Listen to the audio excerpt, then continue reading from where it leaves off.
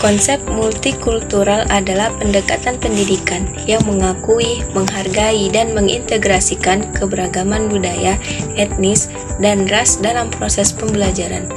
Tujuan dari pendidikan multikultural yaitu untuk membangun kesadaran dan penghargaan terhadap keanekaragaman budaya dan mengembangkan keterampilan komunikasi antar budaya yang efektif.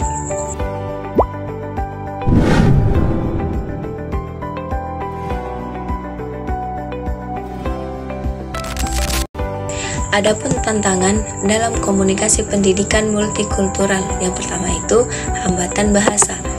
Hambatan bahasa yaitu gangguan yang terjadi dalam proses komunikasi karena perbedaan bahasa yang digunakan atau kemampuan berbahasa yang berbeda. Dan yang kedua itu perbedaan nilai dan norma, yang mana variasi dalam nilai-nilai budaya dapat mempengaruhi interaksi sosial. Dan yang ketiga, ada kesenjangan akses dan partisipasi, yang mana kondisi ketidaksetaraan atau perbedaan dalam kesempatan untuk memperoleh atau menggunakan sumber daya tertentu, serta ketidaksetaraan dalam kegiatan pengambilan keputusan. Dan yang keempat itu adanya kurangnya media dan poster. Dan yang terakhir itu kurangnya pelatihan guru dan kurangnya pemahaman guru. Adapun peluang dari komunikasi multikultural dalam pendidikan yaitu yang pertama, pembelajaran yang lebih kaya. Yang kedua, menumbuhkan toleransi, di mana seseorang dapat menumbuhkan toleransi antar agama dan budaya yang ada di lingkungan tersebut. Yang ketiga, membangun karakter yang lebih kuat. Keempat, mengembangkan pemahaman yang lebih mendalam, di mana siswa dapat lebih mengembangkan pemahamannya dalam lingkungan yang ada di Indonesia. Yang terakhir, membangun lingkungan belajar yang lebih inklusif, di mana pendidikan multikultural dapat menciptakan lingkungan belajar yang inklusif, di mana setiap individu merasa dihargai dan diterima di lingkungan tersebut.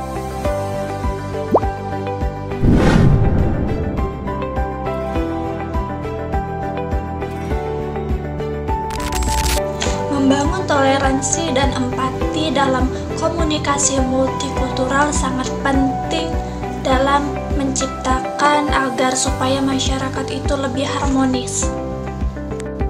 Lalu, gimana sih cara membangun toleransi dalam komunikasi multikultural dalam masyarakat ini?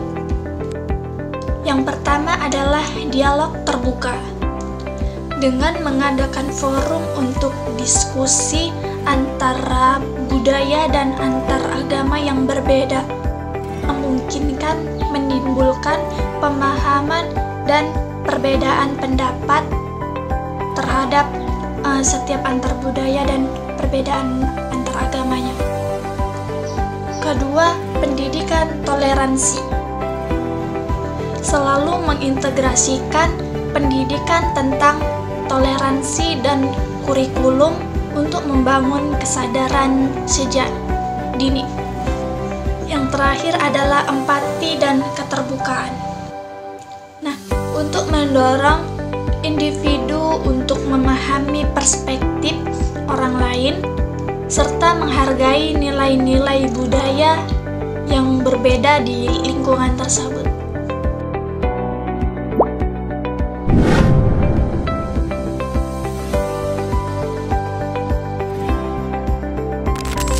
Komunikasi memegang peran yang sangat penting dalam pembelajaran multikultural karena pembelajaran ini melibatkan interaksi antara individu dari berbagai latar belakang budaya.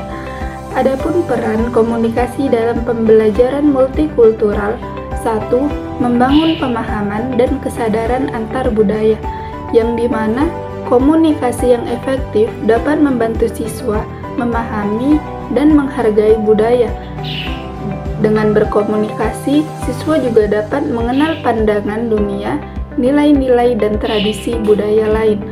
Yang kedua, menciptakan lingkungan belajar yang inklusif, yang dimana komunikasi yang inklusif dapat memastikan setiap siswa merasa diterima, dihormati, terlepas dari latar belakang budaya mereka. Dalam hal ini, guru juga dapat memakai bahasa yang netral sehingga suasana kelas dapat lebih kondusif. Ketiga, mengatasi hambatan bahasa dan budaya. Dalam pembelajaran multikultural, perbedaan bahasa seringkali jadi tantangan. Komunikasi yang baik dapat mengurangi kesalahpahaman dan membantu siswa yang punya keterbatasan dalam bahasa pengantar. Yang keempat, mendorong kolaborasi antar budaya. Melalui komunikasi, siswa dari berbagai budaya dapat bekerja sama dalam diskusi kelompok. Nah, diskusi kelompok antar budaya dapat memungkinkan siswa untuk saling belajar dari perspektif yang berbeda. Yang kelima, memfasilitasi resolusi konflik. Yang keenam, mengembangkan kompetensi komunikasi antar budaya. Yang ketujuh, meningkatkan motivasi belajar siswa.